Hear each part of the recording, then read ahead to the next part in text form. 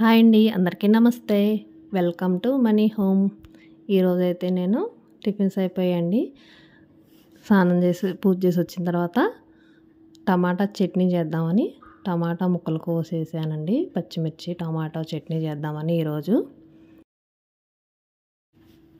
ముందుగా మన వీడియోకి ఒక లైక్ చేయండి. కొత్త వారు ఎవరన్నా మన ఛానల్ ఫస్ట్ టైం చూస్తున్నట్లయితే సబ్స్క్రైబ్ చేసుకోండి. ఇక నేనైతే టమాటా చట్నీ స్టార్ట్ చేసేసానండి. ముందుగా పచ్చిమిర్చి వేయించేసాను.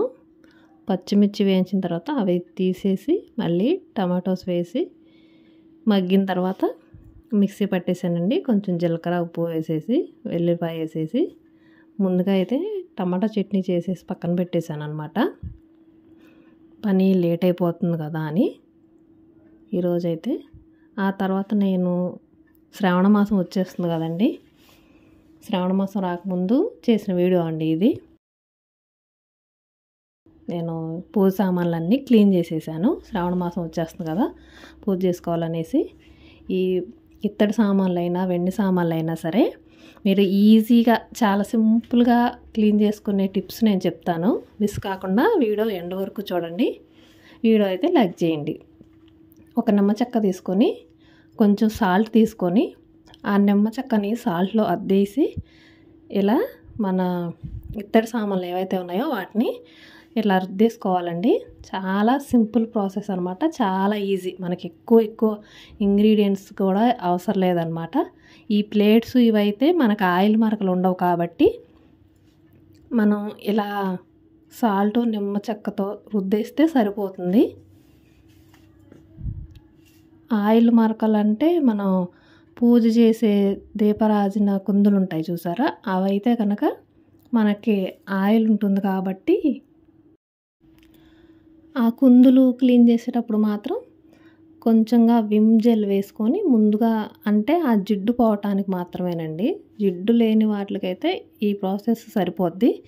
వాటికైతే జిడ్డు ఉంటుంది కాబట్టి కొంచెం విమ్ జెల్ వేసుకొని రుద్దాలన్నమాట. ఈలోపు నాకు ఈ వెండి పూలు ఉన్నాయి కదా, అవి కొంతసేపు నానబెడితే నానతాయి అనేసి ఒక బౌల్లో వాటర్ తీసుకొని కొంచెం కోల్గేట్ పౌడర్ వేసేసి ఆ వెండి ఫ్లవర్స్ అనేది దానిలో వేసేసి కొంచెం పక్కన పెట్టానండి. కొంతసేపు నానితే అవి కూడా మురికంతా దాంట్లో పోతుంది అనమాట. వెండి పూలు కూడా తెల్లగా క్లీన్ అయిపోతాయి. ఈ టిప్ ఒకసారి అందరూ ట్రై చేసి చూడండి. నేను అలాగే చేస్తానన్నమాట. వెండి పూలు మనం రుద్దడం కుదరదు కదండి కుందుల్లాగా, అందుకని ఈ ప్రాసెస్లో చేసుకుంటే మనకి వెండి పూలు తెల్లగా మెరుస్తాయి అన్నమాట.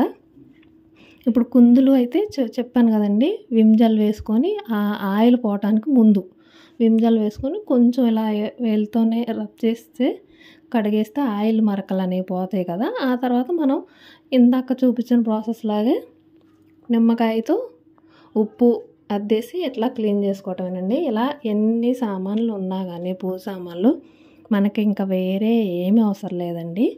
సాల్టు నిమ్మకాయలు ఉంటే చాలు. చింతపండు ఉన్నా పర్లేదు. చింతపండు కొంతసేపు గిన్నెలో నానబెట్టేసి నానిన తర్వాత ఉప్పు అద్దేసి సేమ్ ఇదే ప్రాసెస్లో చేయాలండి. చింతపండు అయినా పర్లేదు, నిమ్మకాయ అయినా పర్లేదు అనమాట. మన వీడియోస్లో అయితే మంచి టిప్స్ కూడా ఉంటాయండి. మీకు వీడియో లాస్ట్ వరకు చూస్తే ఆ టిప్స్ అనేది తెలుస్తుంది. కిచెన్ టిప్స్ కానీ ఏమైనా వంటగదికి సంబంధించిన టిప్స్ కానీ అన్నీ ఉంటాయండి. ఇంకా మన ఛానల్లో మంచి వీడియోస్ ఉన్నాయి, ఒకసారి చెక్ చేయండి. ఇలాగా మనం అన్నీ క్లీన్ చేసేసుకోవచ్చండి చాలా ఈజీగా. నేను అయితే ఇత్తడి సామాన్లతో తోమేసాను, చూసారా ఎంత షైనింగ్ వచ్చేసినాయో. సింపుల్ అండి, చాలా ఈజీ అనమాట. ఇప్పుడు వెండివి ఎలా క్లీన్ చేసుకోవాలనేది చూపిస్తాను. మనం వెండివి క్లీన్ చేసుకోవడానికి కోల్గేట్ పౌడర్ ఒక్కటి ఉంటే సరిపోద్దండి, ఇంకేం అవసరం లేదు. ఇక విమ్ జెల్ అంటే ఇందాక చెప్పినట్లుగానే దీపారాజన కుందుల్లో ఆయిల్ వేస్తాం కాబట్టి వాటిలో కొంచెం వేసేసి ముందు జిడ్డు మార్కులో పోయిన తర్వాత ఇప్పుడు వాటిలో కొద్దిగా కోల్గేట్ పేస్ట్ వేసేసి అలా రుద్దేసేయడమేనండి.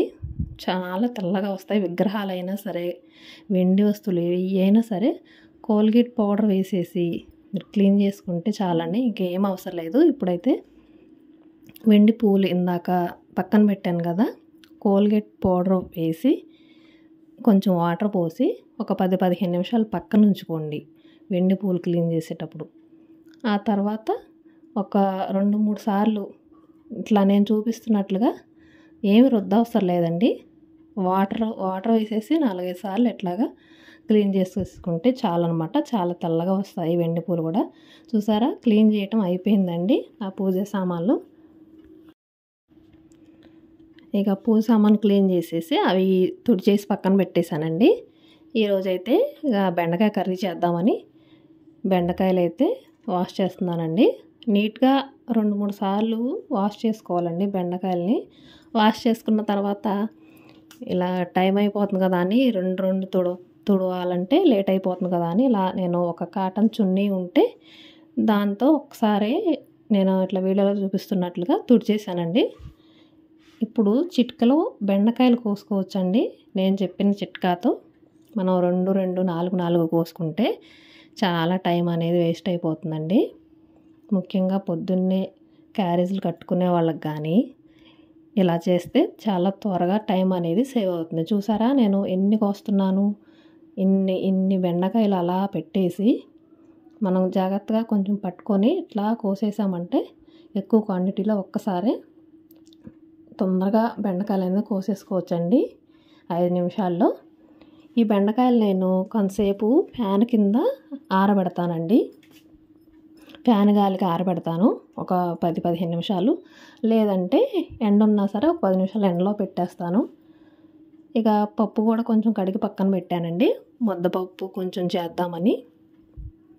ఈ బెండకాయలు అయితే అలా కొంతసేపు ఆరబెట్టామంటే వాటిలో ఉన్న జిడ్డంతా పోతుందంటే కూర అనేది జిగురు రాకుండా ఉంటుంది. ఇక తాలింపు వేసినమ్మటే ముందు మూత కోసం ఎత్తుకోకుండా మూత పక్కనే ఉంచుకొని వెంటనే మనం మూత అనేది పెట్టామంటే స్టవ్ అనేది పాడవకుండా ఉంటుందండి, నూనె మరకలు పడకుండా. ఇలా నేను బెండకాయలు వేసేసాను. మూత అనేది పెట్టట్లేదండి, మామూలుగా మీడియం ఫ్లేమ్లో ఉంచుకొని అలా తిప్పుతూ ఉన్నాను అనమాట. ఇక ఆల్మోస్ట్ ఆల్ మగ్గిపోయిందండి కూర అంతా. ఇక నేను ఉప్పు కారం వేసుకొని దించేసుకోవటమే అన్నమాట. ఒక 5 నిమిషాలు ఆగేసి కూర అయితే ఇక ఆల్మోస్ట్ అయిపోయినట్టేనండి. ఇక పొద్దున్న టమాటా చట్నీ చేశాను, బెండకాయ కర్రీ అయిపోయింది. ఇక ముద్దపప్పు కూడా కొంచెంగా చేద్దామనేసి ఇక పప్పు పొయ్యి మీద పెట్టేశానండి. 4 విజిల్స్ రానిచ్చిన తర్వాత దించేస్తాను. ఈలోపు మా చేపలు ఏం చేస్తున్నాయా మీకు కూడా చూపిద్దామని ఇటు వచ్చి భలేగా ఆడుకుంటున్నాయి కదా, కొంచెం వీడియో తీశాను.